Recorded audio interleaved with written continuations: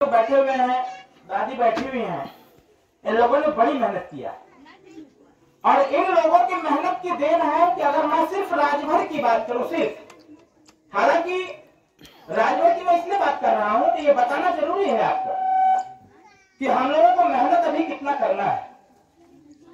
बताना इसलिए जरूरी है कि जब तक आपको आपकी ताकत का एहसास नहीं कराएंगे तो आप जागेंगे भी नहीं। मैं आया हूं जरूर, आप सब लोग हमारा स्वागत किए, आप हैं भी, मैं चला जाऊंगा तो ऐसा नहीं है कि नहीं अभी लड़ाई यहीं रुक जानी चाहिए। मैं इस बात को इसलिए कह रहा हूं कि आप लोगों का जगना इसलिए जरूरी है। ये जितने वंचित वर्ग के लोग हैं, चाहे किसी जाति के हों, किसी धर्म के हों, उनका इकट्ठा होना इसलिए जरूरी है कि आजादी के 75 साल हो गए और 64 साल से वोट देने के बाद भी जो संवैधानिक अधिकार हमको दिए गए हैं वो हमारे तक नहीं पहुंच पाया। आज भी बच्चे पढ़ लिख रहे हैं लेकिन नौकरी नहीं मिल पा रही। जो पढ़ लिख लिए हैं नौकरी उनको नहीं मिल पा रही। जो नौकरी की एलिजिबिलिटी नहीं रखते हैं उनको रोजगार नहीं मिल पा रहा। जो हमारे बड़े बुजुर्ग हैं, जो अपनी इच्छा रखे हुए हैं कि सरकारी तंत्र के माध्यम से हमको व्यवस्था प्राप्त होनी चाहिए, वो व्यवस्था नहीं मिल पा। कहीं ना कहीं वो छोटी छोटी समस्याएं हमको आपको परेशान करती हैं, विचलित करती हैं। और हम जब पार्टी की बात आती है तो हमेशा ये बात कहते हैं कि यार कहीं कुछ हो ही ना पावत हो, आखिर कब तक वोट दे भाई। मैं इसी को स्पष्ट करूंगा, ये कब तक वोट देने वाली जो बात है, ये वोट तब तक देना है जब तक आपके थाने पर 3 स्टार लगा करके, 2 स्टार लगा करके दरोगा इंस्पेक्टर लगा जाए, तब तक देना। ये वोट तब तक देना है कि जब तक उत्तर प्रदेश के मुख्य कुर्सी पर बैठ करके एक कदम से समस्त वंचित वर्गों का हिस्सा न दे दिया जाए, तब तक हम वोट देना। नहीं तो देखिए, ये बात कभी कभी मैं बोल देता हूं, आज भी बता दे रहा हूं, और मैं इसीलिए बच्चों से पूछा हूं कि फेसबुक इंस्टाग्राम पर आप लोग हो कि नहीं, इसलिए मैंने पूछ दिया। इसका पूछने का कारण ये रहा कि अगर राजभर की हम बात करें तो 20 साल, 25 साल, 30 साल पहले यहाँ सभी लोग हैं, पहले कोई जानत रहेगा राजभर के? कोई नहीं जानता। मैं खुद नहीं जानता था, मैं राजभर था, राजभर हूं और राजभर ही रहूंगा। लेकिन मैं अपने गांव से निकल के मैं नहीं समझ पाया कि हमारी भी जाति इतनी बाहुल्यता में रहती। राजा सुहेलदेव राजभर जी को हम लोग नहीं जानते थे। पता नहीं कहां से बाबूजी एक फोटो लाए तो हम देखे तो हमको लगता है ये कौन भगवान है का। जैसे शंकर भगवान को देखते थे, विष्णु भगवान को देखते थे, गणेश भगवान को, तो वैसे ही हम लोग भी देखे तो हम कहे कि ये कौन भगवान हुई है जरूर। बाबूजी से हमने पूछा कि बाबूजी ये कौन भगवान हुआ, नया नया आ रहा का? तो बाबूजी कहे कि सुहेलदेव भगवान हुआ। तो हम के सुहेलदेव भगवान हुआ, कहाँ रहना ही? तो कहना बहराइच का श्रावस्ती का राजा। हमके बाबूजी राजा कैसे भगवान हो सकता है? तो बाबूजी ने हमको बताया सारी बात। हमने कहा कि मतलब मैं हूं और मेरे समाज के राजा भी रहे हैं। जब मैंने इतिहास को पढ़ा तो पता चला है कि 585 राजा में 165 राजा राजभर थे। कहने का मतलब यह है कि आज के 25 साल पहले जिस जाति को भरवा करके संबोधित करते थे, आज आपकी वोट की देन है कि राजभर जी कहना चालू कर दिए हैं लोग, राजभर जी राजभर। ये वोट की ताकत है। हम वहां से उठ रहे हैं, मतलब हमको जमीन में दफना दिया गया था, राजनीतिक, सामाजिक, शैक्षणिक रूप से, आर्थिक रूप से जमीन में दफना दिया गया था। लोग कहते थे कि भरवन का कोनो घर ना, लेकिन आज घर भी बन गया, जमीन से बाहर भी निकल गए और निकल करके आज पूरे देश दुनिया में जय जयकारा भी हो रहा है। और आज जिस राजा को हम नहीं जानते थे उस राजा के नाम पर विश्वविद्यालय भी खोल दिया। तो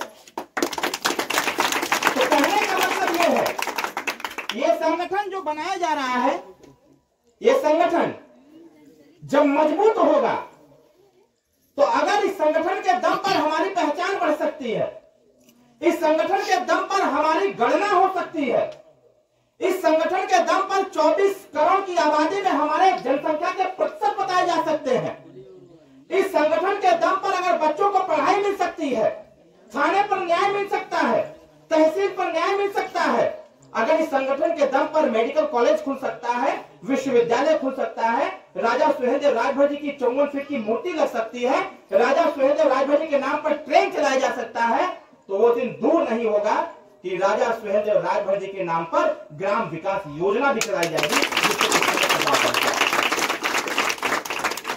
आपको याद होगा डॉक्टर अंबेडकर जी के नाम पर अंबेडकर ग्राम विकास योजना चलाई गई थी, उसका लाभ सभी लोग लेते थे।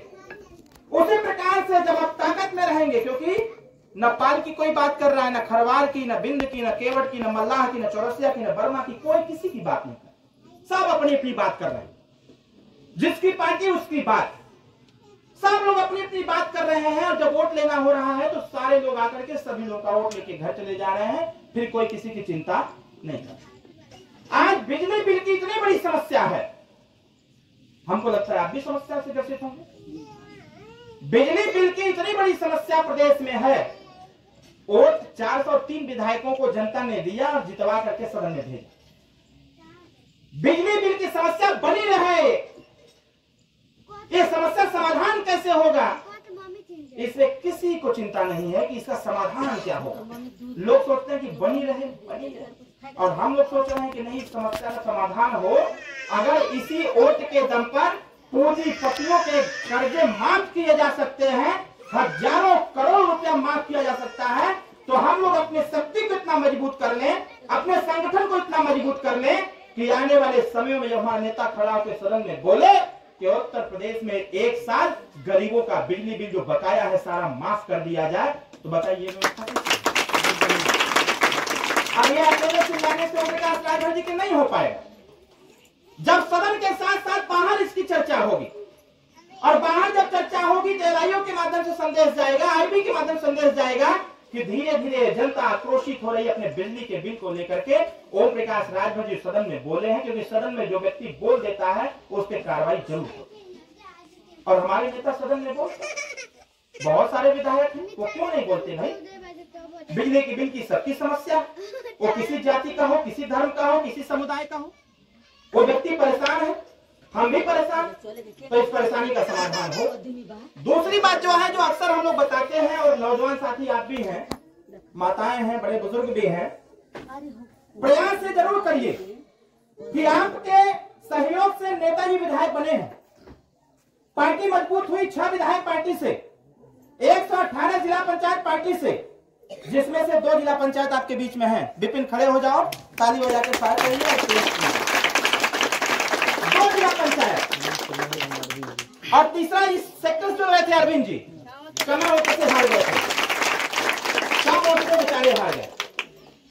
पिछली बार इहो कम वोट से हारे थे। हम कहे थे इनसे कि घबराना मत, लगे रहना, आपको जिला पंचायत बनना है। ये बन 17 भैया भी लड़े थे, आप भी लड़े थे पिछली बार, भैया भी लड़े थे। 17,668 आता है, पूर्वांचल में 228 वोट आ गया। तो स्थिति जो है, जैसे जो लोग कहते थे अरे कहीं जितबे नहीं करी है, का हो वोट दे करके, गुमराह करते ना लोग ना। पहले के लोग चालाक लोग गुमराह करते, जब रैली में जाते थे तो कहा जात हुआ वहां पर पार्टी जीतते ना तो कहा जीत। जब वोट देने आप निकलते थे तो चालाक लोग कहते थे कहा जात हुआ उठते हुए खाती तो हार नेता जीतते ना। जब वोट दे के आवत हुआ, जब हार जाता हो तो कहत हो कि देखला कुछ बेच देने रहना ना, यही से ना जीत पाएंगे। कहा तो ऐसा विरोधी कहा तो वोट में बेच देता हूँ, घूम घूम के यहाँ कहा तो वोट में बेच देता हूँ। अरे बेईमान, अगर वोट बेच देते तो 16.5 लाख वोट सुहेलदेव भारतीय समाज पार्टी के छड़ी पर नहीं मिलता। वोट बेच देते हम तो प्रेमचंद राजभर जिला पंचायत नहीं होते, विपिन राजभर जिला पंचायत नहीं होते। वोट बेच देते तो ओमप्रकाश राजभर विधायक नहीं होते, हंसूराम विधायक नहीं होते, बेदीराम विधायक नहीं होते। कहने का मतलब यह है कि विरोधी नहीं चाहता है कि हम सभी लोग एकत्रित रहें। ये जो संगठन का काम हो रहा है, इसमें ये जो जाति आंकड़ा निकाला जा रहा है कि कितनी जाति कितनी संख्या में है, कौन कौन सी जाति है यहाँ पर इस गांव में। जब चर्चा होती है आपके गांव की वोट की तो लोग कहते हैं कि ना ये गांव में तक कानू है ना, नाव है ना, धोबी कहां बा, पासवान में कठी वोट बा। मतलब कि जेकर वोट 25 से 50 से होकर गिनती कोई ना करत। जो जातियां राजनीति में नहीं है उनकी कोई गिनती नहीं है, इसलिए हम लोग गिनती करा रहे हैं कि मान्यवर कांसीराम साहब कहत रहना कि जेकर जितना संख्या भारी ओकर उतना भागीदारी। अगर 4% आबादी उत्तर प्रदेश में राजभर का है तो जब 100 IAS बनी है तो उनमें से 4 ठे राजभर का लड़का जरूर बने के चाहिए। यही से 27% आरक्षण का हमने वर्गीकरण करवा। कहा का मतलब हमारी है कि जो समस्या है, अगर सिर्फ समस्या पर हम बात करेंगे, सिर्फ समस्या की ही चर्चा करेंगे तो वो समस्या का समाधान नहीं है। जैसे हमके बुखार हो जाए, हम माइक लगा के कहें कि हमरे बुखार हो गल, हमरे बुखार हो गल, तो बताओ सही वही ओकरे खातिर दवाई लेवे की पड़ी, इलाज करावे के पड़ी। जब इलाज हमार होई तो हमार बुखार हमसे दूर भाग जाए। उसी प्रकार से समाज में अशिक्षा जो है वो तभी दूर होगी जब शिक्षा रूपी दवाई हम लेंगे। अब शिक्षा कहां से आएगा भाई? आज प्राइवेट विद्यालयों में पढ़ाई लिखाई इतना महंगा हो गल बा कि गरीब का लड़का में ना पढ़ पाओ। तो कहे ना गांव का जो प्राइमरी स्कूल बा जिनमें खाना खिलावे का ट्रेनिंग देवल जाता बा, भीख मांगा ट्रेनिंग देवल जाता, कहे ना वही के बदल देवल। आज 21वीं सदी के दौर में विज्ञान और प्रौद्योगिकी का दौर चल रहा है। हमारे नौजवान साथियों के हाथ में मोबाइल है, हर घर में मोबाइल हो गया। और जब बच्चा आपका पढ़ने जाता है तो जिस बच्चे के झोले में लैपटॉप, टैबलेट, अच्छी किताब होए के चाहिए, वो लड़का के झोला में क्या है? थरिया, गिलास, कटोरी और बोरा। यह ना यही के बदले चाहत है। विरोधी कह रहा है कि खाली बोल सकते हैं। अरे भाई, जब तक हम बाहर थे तब तक बोलते थे, जब सदन में चले गए तो अंदरों जाके बोल रहे हैं कि देखा भाई मुख्यमंत्री जी, आजकल के लड़कन के पढ़ाई लिखाई चाहिए, यही भोजन सोजन ना चाहिए। जब भोजन स्कूल में नहीं बनेगा तो थरिया गिलास कटोरी कहे जाएगा भाई? उस भोजन के स्थान पर उस स्कूल में प्रोजेक्टर लगा दिया जाए, लैपटॉप लगा दिया जाए, टैबलेट दे दिया जाए और बच्चों के पढ़ाई के लिए अच्छे मास्टर दे दिया जाए, उस स्कूल का कायाकल्प कर दिया जाए, तो फिर भोजन की व्यवस्था कहाँ रह जाएगी? तब बच्चा पढ़ने लगेगा और वो भी पढ़ लिख करके कंपटीशन में जाएगा, बैठेगा, आगे बढ़ेगा।